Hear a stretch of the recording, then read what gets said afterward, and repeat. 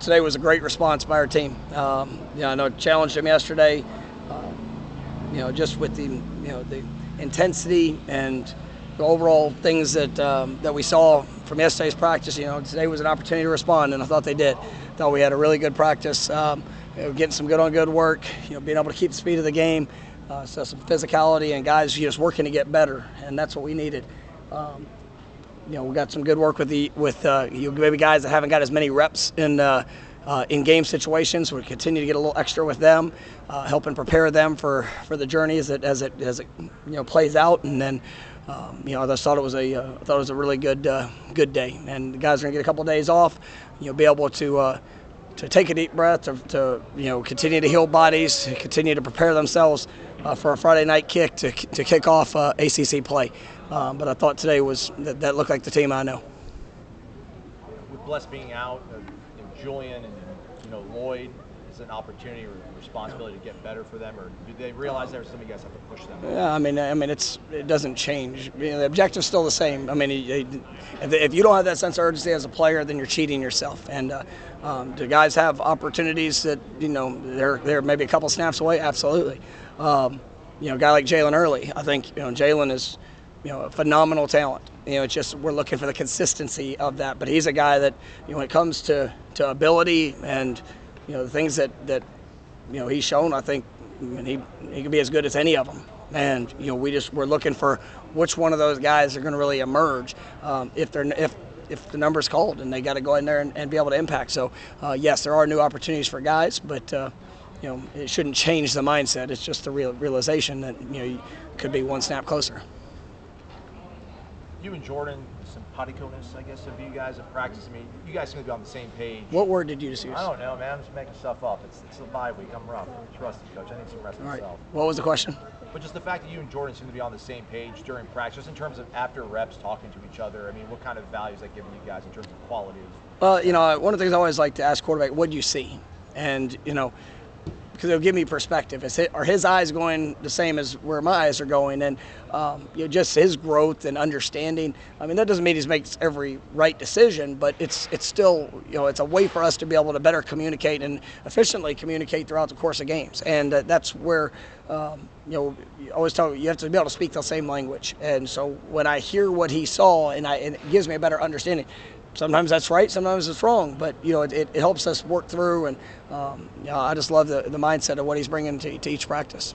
Does that add extra confidence for you as a play caller, decision maker in game when you're able to have that connection with Absolutely. It's something that as a play caller, I think it's critical that you know what you guys see. Some things they see well, some things maybe they don't. What can you do to make it clean up the picture if it's something you want to run? For me, sometimes there's some great plays that schematically might be just wonderful, but if the guy playing quarterback or the offense in general doesn't see it the same, and sometimes it's just best not to run it. And it's all of those things work through relationship. And I always tell quarterback, if there's something you don't like, you got to be able to speak up to that, because ultimately, I'm going to have his back in what he does, but they also got to have mine, and just being honest with all those situations. There are times at practice where it looks like Darian looks pretty special.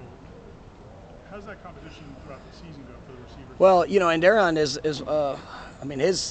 he basically had 4 practices before the first game, and those 4 practices look dang good, right? And then, and we challenged him this week, being the bye week. He's going to really get to take some strides, and he's looked good. That guy, he's going to be a really good football player here at Florida State, and we're excited about the steps that he's taken, and there's competition all around. So. I know we've mentioned that. That's a good thing at our receiver position to see development, growth, guys that have been here that are getting better, guys that are the newcomers that added competition. Everybody's pushing each other. What do you attribute the response today to? The fact that they came out and practiced the way you wanted to? It's who they are. Ultimately yesterday was uncharacteristic, but we made the choice to maybe not be as intense, or maybe not as focused and passionate as what we normally are, but you get the choice of what you're going to do with the opportunity. And I was honest with him yesterday, and Sometimes I didn't probably say the nicest things, but you know what? Like, I believe in this team. I believe in what they can do. I mean, there's plenty of people that are so excited about just where we are, and you should be. And it's been a little while since the program has got off to a good start to begin a season, but like, that's not what we signed up for. We signed up to. I mean, every day you come out here, you get better, so that you can put your best foot forward, and that's what these guys have done, and that's what I've been.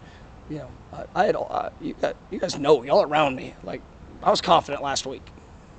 I knew, because I knew this team. Now, there were some disappointments in things that showed up, with all. But if we will continue to work, if we'll continue to make the investments, I love the guys I get to coach and the people I get to work with. And so, I mean, that's all I want, is just their best. And if that happens, I can live with the results. So today they came out and they were who I know that they are. A lot of the focus obviously is on Trayshawn not catching the pitch, but it seemed like maybe the toss wasn't great either. Like, how did those guys respond to that and just making sure that doesn't happen? It was one of the first plays I ran in a competitive situation today. All right, let's see what it looks like, and what are the things that we can do to clean up with that. Now, I might not have called it the exact same situation, but that's where we all get to grow and learn to be better. But I'm not going to be, I won't be a coach that's going to sit there and worry about all the things that might not happen. We're going to take a very prepared approach to all things that we call and all things that we do. And you know what? There's going to be usually multiple options on a lot of things that we have. But I'm going to believe in what our players can do. And if they prove it throughout the course of practice, they prove it throughout our preparation, we're going to believe in that. And that's what, for the majority of the game, that's what you saw show up. I mean, to go a flea flicker, reverse, throwing the ball, down the field, we practice that. Well, what if he fumbles there? What if this happens? Like, you don't. I believe, like I said, it goes back to belief in how these guys can execute what they can do. But yes, we go back and we get cleaner on the details. We get better on our alignments. We get better on our execution, and then we go out there and you got to perform when the moment shows up. You spoke. All right, last one. You mentioned that the belief in the team. When you went on fourth down, what was this? On the goal line, what was the reaction on the sideline when you guys went, showing that faith in the team?